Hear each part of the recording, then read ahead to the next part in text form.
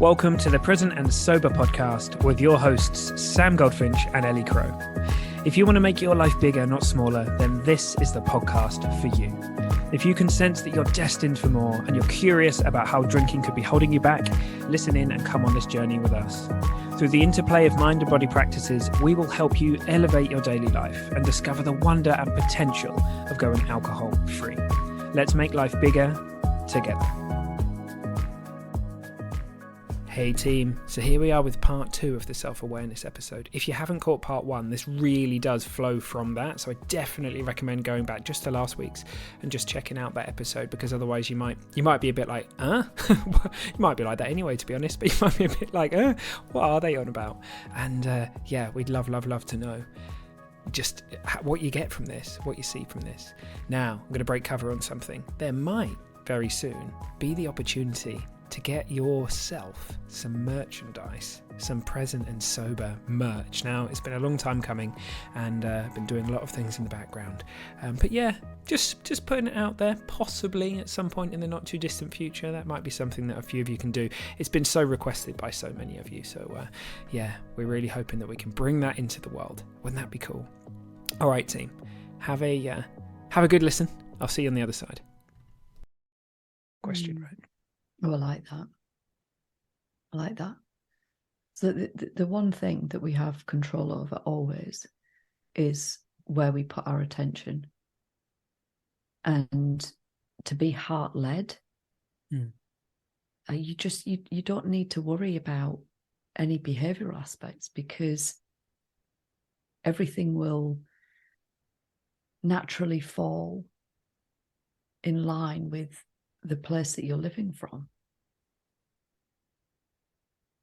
And that feeling of living with integrity, nothing beats that. Whereas when we are outside of that, it feels so massively uncomfortable. And one of the reasons, why we require a numbing agent like alcohol to get by, because it's a really painful place to be. Oh God, we've gone off on a bloody tangent again, mate. Well, no, it's great. I mean, this is the thing, though. It's it takes real courage. I think the original root, the etymology of courage is heart, actually. Yeah, it is. Core. Yeah. It's French, isn't it? I think something like that. French accent. Oh,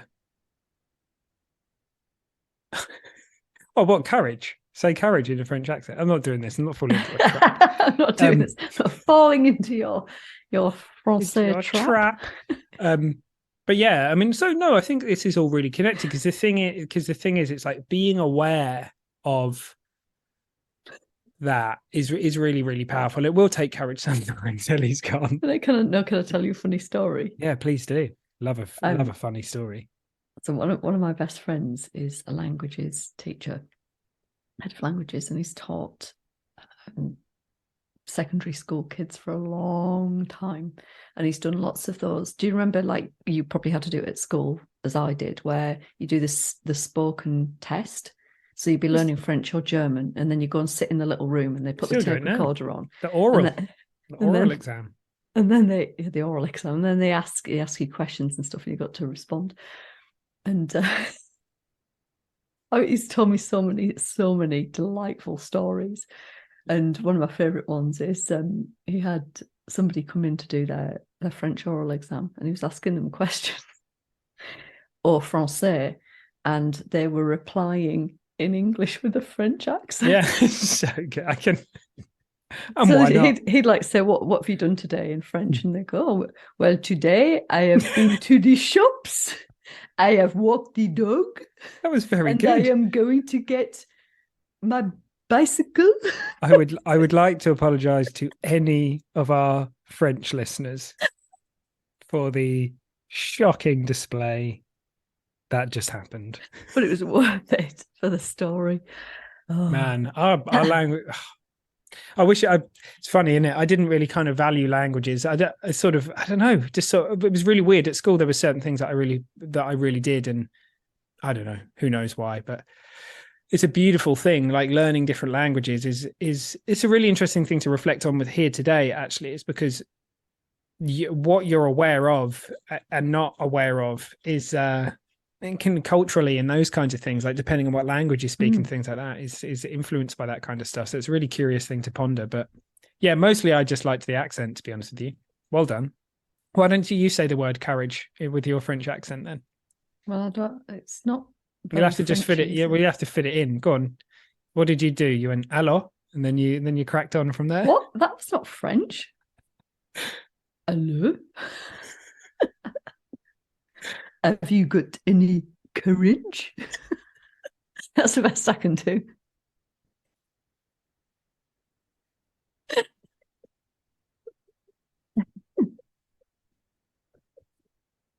Oh God, I need courage to fucking do these episodes with you, I tell you. Next week, I'm going to turn up with a stripy jumper on, a beret, and I'm going to have a string of onions around my neck. Like all French people. Yep. With my bicycle and my baguette. Okay. Onwards. So, yeah. Yeah, so what are you aware of? It's kind of like it's a really powerful thing to consider. And what are you what's your orientation? What's your orientation? Are you aware of what your heart and like in life it looks like, you know, we're either coming from the heart or we're coming from the head. And when we're coming from the heart, very often the heart like isn't logical. It doesn't give a shit. Like whether something's kind of like, you know, oh, is that how you're supposed to do it? That kind of stuff. The heart's no, fuck you, do it this way. And to the degree that we, you know, open to it and go in that direction, you know, the degree to which we bring our unique expression along to the party or not really. Yeah. Yeah. It's, yeah. I'm wondering whether to go off down like another tangent or not. What time are we on? Well, let's think about this, right? This is, I think we're probably we'll have to put pause to this at some point, and then there'll be another bit, won't there? So go on, do it. Is that the pause? Or no, do the tangent. I don't know. Go off on a tangent. No, I think it might be better to make that because you said earlier on, didn't you, about self-desire and that being a separate ep. Yeah, well, I mean, we've spoken a bit about it today, but okay, cool. I think it's something that definitely, well, I mean, bloody hell, we do far more than a podcast on it. But so what else do we want to say then about awareness? What else seems important to you? The thing that you talked about before we started that was really interesting, and I wrote it down because it's very important. About just bias and blind spots. Well, here's the thing, right? None of us have got the full picture, and many of it, for a lot of people, we just haven't considered that. We think that we're living in, oh God. Sorry. What? That's all right. It's all going wrong today. It's all right.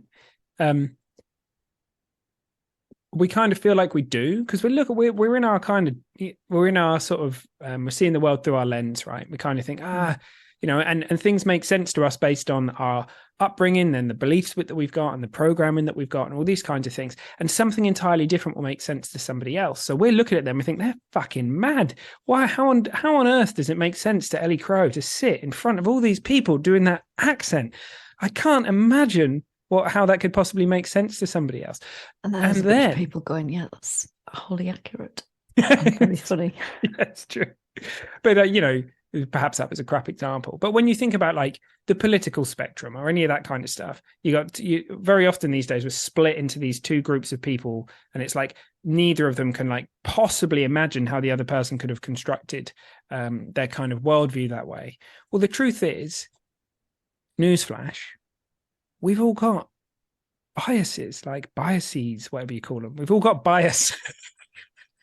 This is such a great episode. Making up words again. Yeah, we've all got internal biases, and there's no getting away from it, right? We've got blind spots, and the thing about them is, by definition, we don't know we've got them. So we, for whatever reason, can't, you know, we're failing to see an element of something that's going on or whatever it might be. somebody else is struggling to see it from our point of view. You know, we compare what's going on in our world to someone else's. We kind of project our ideas onto them, and we end up in all these kinds of sticky situations. And I think one of the most powerful things to know, the most powerful things to be aware of, is just the fact that that is the case. Just the fact that you do have these things, that you are going to be wrong about some stuff, that you absolutely categorically know without a shadow of a doubt, know that you're right about it. You're going to be wrong about some of that stuff. I got a fucking laundry list of that shit. Pretty sure Ellie Crow has as well. So much. Yeah. And I just think it's really a beautiful space to step into, to be able to accept. I wonder what I'm wrong about. I wonder what I don't have the full picture about. I wonder all those kinds of things. It just seems that's just a really powerful way to live life. And as I say, you don't need to one by one figure out what all your blind spots are, any of that stuff. Just knowing that you've got some just seems to be really powerful. Yeah, that's where the magic is.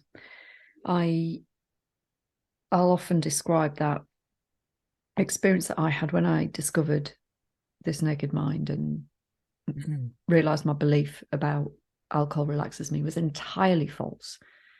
Something I believed for so many years and categorically thought was just utterly true. There was no way it could be like, I'd never questioned it. And then here I am in this moment, this weird liminal space of, I've got the data in front of me, the facts, the scientific information that proves alcohol cannot possibly relax me. It does the entire opposite. And in that moment, my desire to drink went, and it was the strangest feeling. But that wasn't it. The thing that it really like blew wide open was this willingness to be wrong. And I kept thinking, well, if I've been wrong about that, like what else have I been wrong about? Fuckload of other stuff, no doubt. And so there were a couple of things that spring to mind. One came in fairly quick succession when I had the invitation to the live alcohol experiment. And my initial reaction was, I can't spend $47 on myself. That was my initial reaction, and I dismissed it. But because of that opening, I then didn't listen to that first voice, and I allowed the second voice that's coming from the heart, I allowed that to surface. And that was because of embracing this willingness to be wrong. And then look what happened as a result of that. So it's entirely life-giving and transformative. Same thing with cold water therapy. First time I talked about it with somebody, my reaction was, hell no, I don't want to be cold. I like to be warm. And then again remembered, well, I've been wrong about a bunch of stuff. Like why would this be any different? And there was that stirring, that sense of adventure of, well, how do you know? Unless you try, how do you know? And that for me has been one of the most transformative things that I've done in the last few years. It's completely changed my life. But I could have really easily dismissed it and missed that opportunity if I'd have listened to my head, my thoughts, as opposed to being led by my heart and actively choosing to have that beginner's mind. Yeah. And that, I mean, this is the thing. There's so many different ways that this plays out for us. So I'm sure many people will have heard of, limiting beliefs and the kind of stories that we have in our head that feel, the thing is it feels to us like we're getting information from the world about what is and isn't possible for us. So, I can't is a freaking classic. Add anything to the end of it, right? People have got loads of them often. Like we've all got things that we say, I can't, get that job. I can't do a French accent. Like, here's a good example. I can't do a French accent, right? Looks like a statement, or I can't sing, or any of those kinds of things. Well, the thing is, the moment that we're in that pattern, it feels like we're getting information about what's actually possible. The fact of the matter isn't, like, I'm pretty sure that if we actually sent you off to somebody and got you trained up, you could have a pretty good French accent, right? And look, I'm not saying that people who often do the whole, oh well, I can't fly, Sam, go fix that one. It's like, no, I get it, but on some level, we can do the things that we say that we can't do, right? It wasn't, people couldn't fly, and then the Wright brothers came along and like created this incredible. They cracked whatever principles of flight they needed to crack in order to be able to fly a plane. And it's not necessarily that we're like literally going to always like bend physics or anything. But all of these things that we've got, all these things that we say that we can't do, and all of these things that we think other people can't do, and all of these things that, they're just to some extent made up in our head. And there'll be so much of it's invisible, so much of it we don't even know about, like we were talking about at the beginning. But just bringing some awareness to the fact that there's a whole bunch of shit that you don't have the full picture on, that you might be wrong about, etc., will just open up a new way of being, and often a lot of humility as well. Like it makes, I try and be,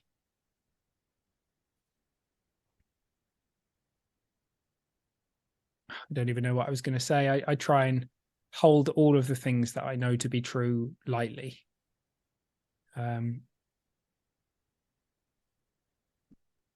It looks to me that there are sort of truths with a capital T. One of them being that we are aware, funnily enough. Sam Harris talks about this. He talks about how, you could be a brain in a vat right now. You wouldn't know. You could be the dream of some fourth dimensional being. You could be any different number of things. But the fact that you're aware, the fact that you are experiencing, that is subjectively provable in a way that, if you went to go and see a doctor and the doctor said to you, well, I've run you through the tests, Ellie Crow, and as it appears to us in the machines, you're not aware right now. You don't actually exist. You see my point. You see where I'm pointing. So this is kind of like one thing that we've always got with us is the awareness thing. So, Goff, I think you need to stop me before I end up doing some weird loop in some weird land. And everybody sends me emails saying, what the fuck were you on about in that bit, mate? Oh my God. This has been this is what happens when you talk about awareness. Oddest episodes I think I've ever done. What do you think people are going to say about this? I'm not sure people are still listening, mate. I think they are. Someone is. Someone out there is. Someone is. We've done a few. Do you remember we did a few episodes and we thought, what? And actually, they've been. We weren't actually going to air them, were we? Yeah, and they've been some of the most loved episodes. Yeah. Let's wrap it up for people. Yeah. We were going to talk about what to do with it. Well, I mean, what can you mean? Is in like a sort of something for people to go away with. Well, look, I don't think you need to do anything with it. I think it's the opposite. I think it's just opening up to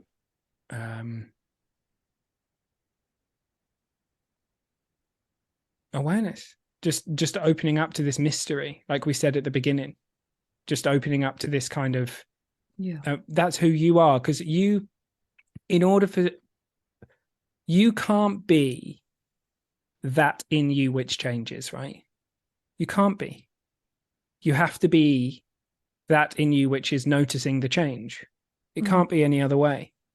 And that's awareness. So when life's difficult in a certain way, you've got a set of beliefs that kind of make life sticky, and then it changes and life looks very, very different. Well, you're the very thing that watched that change, that watched that happen. So it's like a different orientation for life. You don't have to do anything. It's not like some people are aware and some people aren't. it's you. You don't have to do anything. I don't know what comes to you. What I was going to say was just the only thing to do is to love it, to love what you're aware of, in any moment, like learning to love what we're placing our attention on. Ooh. As opposed to resisting, because whatever we resist is going to persist, and we're going to enhance our suffering or perpetuate our suffering. And whilst it can feel challenging to just literally bring loving awareness to what's happening, no judgment, no trying to change anything, you can have a much more peaceful life. Yeah, and I mean, look, this isn't about, it's not like turn that frown upside down. So something difficult happens in life, we lose a loved one, or we lose a job, or something really challenging happens. Of course that thing's happened. There's no point us pretending otherwise, and we can accept that. But it's what we do next is, what's our orientation? Is our orientation towards, how can I create? What am I going to do from this? Or is it kind of, how am I going to run from this? So love is kind of like, is synonymous in some ways with awareness, right? Because I mean, Eckhart Tolle, often, I think it's somewhere in The Power Now, he basically says full awareness is full acceptance, right? So if you've got a feeling moving through you and you're just aware of it, you don't have to accept it in the sense of like trying to logically and intellectually kind of accept it in your head and make it okay. No, you're just open to it, just welcome it, love it in the way that Ellie's talking about. And that is enough. That's like the back door into acceptance, and all you've had to do is be aware of it, breathe through it, acknowledge that it's here, and then ask yourself, okay, what am I going to create from this? Like, where am I going to go from here? So somebody said to me the other day, they had this like number of difficult things that are going on in their life, difficult situations, and they were using them as examples of, because I'd said something along the lines of, and this was in conversation or in a coaching conversation with somebody else, I'd made a comment that said something like, you're exactly where you need to be. And I think they'd taken it as you're exactly where you should be. And they were saying, well, how can this, that, and the other be the case? And how can it be that this is where I should be? And I was saying to them, well, you can't be anywhere else. Like that's where you are. So how do I know that you should or need to be there? Because that's exactly where you're at. Like it can't be any other way. That's it. So you can choose to sit in that place of suffering and questioning and why and how is this fair and don't like it, don't want it to be this way, how can I change it? Or you can move ever so gently and softly into a place of acceptance, and then things open up. Just as you were saying before, like everything changes, everything's transient. It's really, this stuff's really subtle as well. Like, so to give you an example from something that's going on for me right now, right? So yesterday, I was in the gym. I've been going to the gym a lot recently, more and more weights going on. And I felt something in my back go, right? I'm like, oh, fuck's sake. Right. So, and then over the course of the day yesterday, it's like starting to kick in. Now, two options here. What are the facts? I've pulled a muscle in my back. There's pain in my body, right?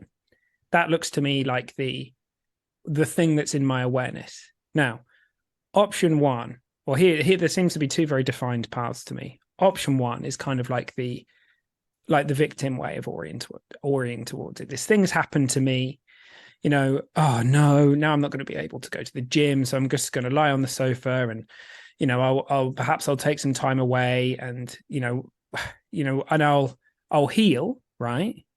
And then I'll go back to the gym and I'll keep doing what I was doing. Now, this is what often happens when we orient towards problems.